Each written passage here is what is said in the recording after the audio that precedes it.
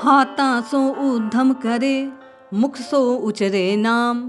पीपा साधारो धर्म, रोम रमारे राम। संत महात्मा कहते हैं, राम भजो आराम मिलेगा, कृष्ण कहो तो कष्ट कटेगा। अर्थात भगवान का नाम जीव के कल्याण को करने वाला है।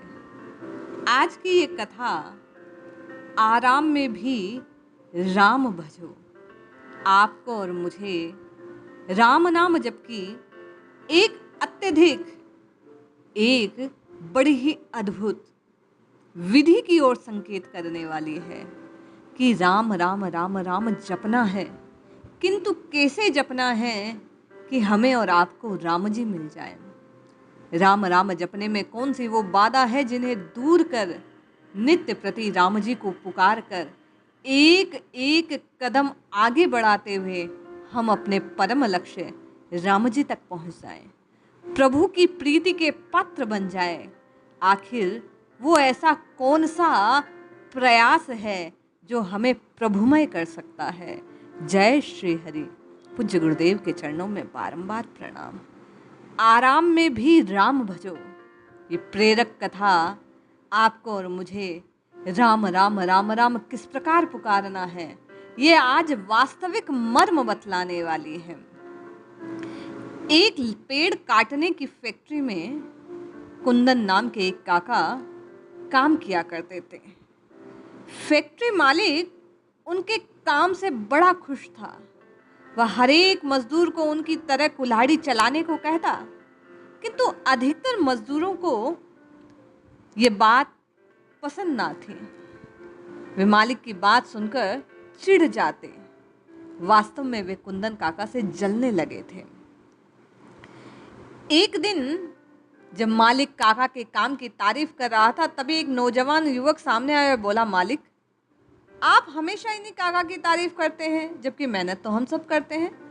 बल्कि काका तो बीच बीच में आराम भी करने चले जाते हैं। हम लोग लगातार कड़ी मेहनत करते हैं, पेड़ काटते हैं। इस पर मालिक बोले, मुझे इससे कोई फर्क नहीं पड़ता कौन कितना आराम करता है, कितना काम करता है। मुझे तो बस इसी बात से फर्क पड़ता है कि अंत में किसने सबसे अधिक पेड़ काटे।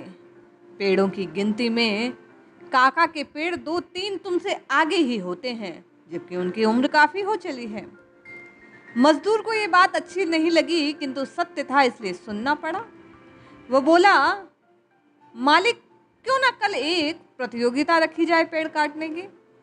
दिन भर में जो सबसे अधिक पेड़ काटेगा वह विजेता होगा। मालिक तैयार हो गया। अगले दिन प्रतियोगिता शुरू हुई। मजदूर बाकी दिनों की तुलना में आज अधिक जोश और उत्साह से जल्दी जल्दी हाथ चलाने लगे। पेड़ काटे जा रहे थे, लेकिन कुंदन काका तो मानो जैसे कोई जल्दी ना। वे रोज की तरह पेड़ काट रहे थे, बिल्कुल आनंद से, अपनी मस्ती में। सबने देखा कि शुरू के आधा दिन बीतने तक काका ने 4-5 पेड़ काटे हैं, जबकि बाकी लोग 6-7 काट चुके थे। लगा आज काका हार ही जाएंगे। ऊपर से रोज की तरह वे समय होते ही उस कमरे में चले गए विश्राम करने के लिए। कुछ समय बाद वे आए और पेड़ काटने लगे। शाम हो गई थी। सभी को लग रहा था कि आज काका प्रतियोगिता में हार जाएंगे। बाकी मजदूर पेड़ काटते जा रहे हैं। काका ने भी काटना चालू किया। संध्या हो गई थी। मालिक आया, गिनने लगा पेड़। सबके काटे पेड़ों को गिनता, 1 2 4 5 7, 1 2 4 5 7, 1 2 7। अब उस व्यक्ति की बारी आई जिसने प्रतियोगिता की बात कही थी। उस नौजवान के काटे पेड़ों को मालिक गिनने लगा, 1 2 4 5 7 8 9 10 11। सबने ताली बजाई, क्योंकि बाकी मजदूरों ने 10-8 पेड़ काटे थे। इस युवक ने 11 पेड़ काट डाले। अब बस काका के पेड़ों की गिनती बाकी रह गई थी। मालिक ने गिनती शुरू की, 1 2 3 4 5 6 7 8 9 10 11। 11 के बाद भी मालिक रुका नहीं। आखिर में बोला, 12 पेड़। मालिक खुशी से यह ऐलान कर रहा था कि आज की प्रतियोगिता काका जीत चुके हैं। उन्हें 1000 रुपये का इनाम दिया गया। तभी उस हारे हुए मजदूर ने कहा, काका मैं हार स्वीकारता हूँ, लेकिन आप बता सकते हैं शारीरिक ताकत आप में कम है, ऊपर से आप विश्राम भी करते हैं, फिर आप अधिक पेड़ कैसे काट लेते हैं? इस पर काका बोले, बेटा बड़ा सीधा सा कारण है। जब मैं आधे दिन बाद विश्राम करता हूँ तो उस दौरान मैं अपनी कुल्हाड़ी की धार तेज कर लेता हूँ, जिससे बाकी समय में कम मेहनत से लोगों को अधिक पेड़ काट सकूं। सभी मजदूर आश्चर्य में थे कि थोड़ी देर धार तेज करने का इतना फर्क पड़ता है। इसी प्रकार भाई बंधु, जब आप आराम का समय मिले तो बेफिक्र ना हो जाएं। जब सुख में है तो सब कुछ भुलाकर केवल और केवल संसार में रमण ना करने लगे, बल्कि उस समय में भी प्रभु का स्मरण बनाए रखें, जिससे कठिन समय में प्रभु हमारा साथ दे सके, हम सतत नाम जप सकें। जिस वक्त आप और मैं संसार की दृष्टि से सुख में हैं, उस वक्त हमें अपने भाव रूपी कुल्हाड़ी की धार तेज करनी चाहिए और अधिक भाव से प्रभु को बार बार धन्यवाद ज्ञापित करना चाहिए।